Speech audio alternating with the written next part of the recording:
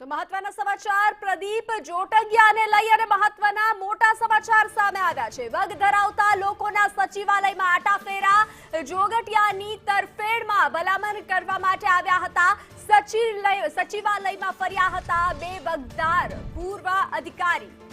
જોડકિયા નિર્દોષ હોવાની વાર્તાનો પ્રચાર કરવામાં આવ્યો છે। ગુનામાં જોટંગિયાની અજાણ હોવાની વાતો ફેલાવવામાં આવી રહી છે। સચિવાલયની બે ઓફિસમાં પૂર્વ અધિકારી પહોંચ્યા હતા। ઉચ્ચ કક્ષાએ સંપર્ક કરવાનો પ્રયાસ કરવામાં આવી રહ્યો છે। તો જે રીતે મહત્વના સમાચાર સામે આવ્યા છે, ઉચ્ચ કક્ષાએ સંપર્ક કરવાનો પ્રયાસ કરવામાં આવી રહ્યો છે। સચિવાલયમાં આટાફેરા જોવા મળી રહ્યા છે।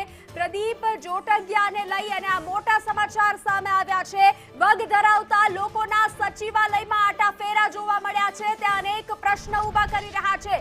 જોટંગિયાની તરફેણમાં ભલામણ કરવા માટે લોકો આવ્યા હતા।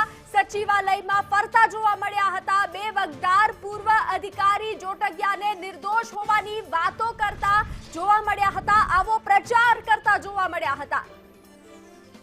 વધુ વિગતો સાથે સંવાદદાતા નિર્મલ દવે જોડાઈ ચૂક્યા છે। નિર્મલ, વગ ધરાવતા લોકોના સચિવાલયમાં આટાફેરા અને જોગટિયાની તરફેણમાં ભલામણ કરવા માટે પહોંચ્યા હતા। શું વધુ વિગત?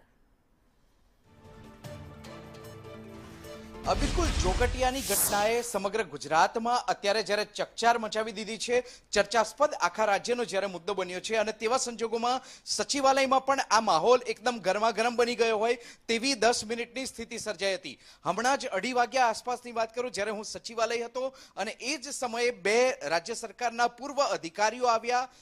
જે આવ્યા હતા અધિકારીઓ તે ગુજરાત સરકારની ભૂતકાળમાં ગુડ બુકમાં પણ રહી ચૂક્યા છે। એ આ તેવા અધિકારીઓ હતા। તેમની સાથે જ્યારે વાત કરી અને તેવા સંજોગોમાં તેમણે કહ્યું કે સમગ્ર બાબતમાં ઇન્વેસ્ટિગેશન ચાલી રહ્યું છે અને ઇન્વેસ્ટિગેશન ચાલતું હોવાથી અત્યારે કોઈ પણ બાબતે ટિપ્પણી કરવી યોગ્ય નથી।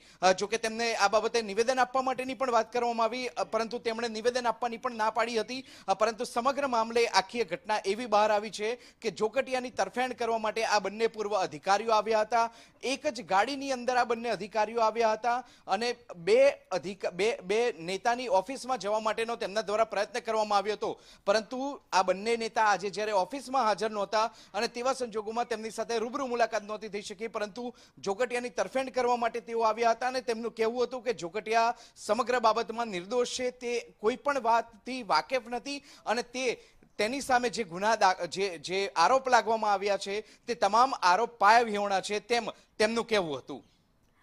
કયા આધારે આ પાયા વિહોણા જે છે તે આક્ષેપ કહેવામાં આવી રહ્યા છે? અને બીજી વાત કે શું મોટું કારણ હોઈ શકે કે જોગટિયાની તરફેણ કરવામાં પહોંચી રહ્યા છે લોકો?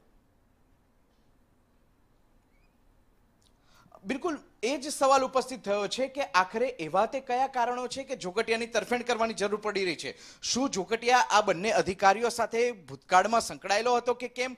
કેવી રીતે આ જે અધિકારીઓ છે તેમના જોગટિયા સાથેના સંપર્ક છે વગેરે દિશામાં સવાલો ઉપસ્થિત થઈ રહ્યા છે। કયા આધાર પર તેની ભલામણ કરવામાં આવી રહી છે તે પણ એક પ્રશ્ન છે।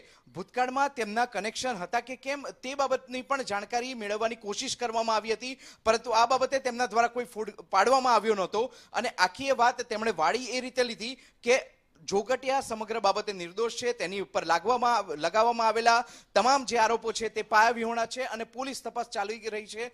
પોલીસ તપાસમાં સાચી વાત બહાર આવશે તેમ તેમનું સતત રટણ રહ્યું હતું। જી નિર્મલ, જાણકારી સાથે જોડાવા બદલ આભાર। તો વગ ધરાવતા પૂર્વ અધિકારીઓ પહોંચ્યા હતા અને જોગટિયાની તરફેણમાં તેઓ પહોંચ્યા હતા। ઉચ્ચ કક્ષાએ સંપર્ક કરવાનો પણ પ્રયાસ કરવામાં આવી રહ્યો છે। તો આ મોટા સમાચાર જે રીતે સામે આવી રહ્યા છે તે અનેક પ્રશ્નો ઉભા કરી રહ્યા છે।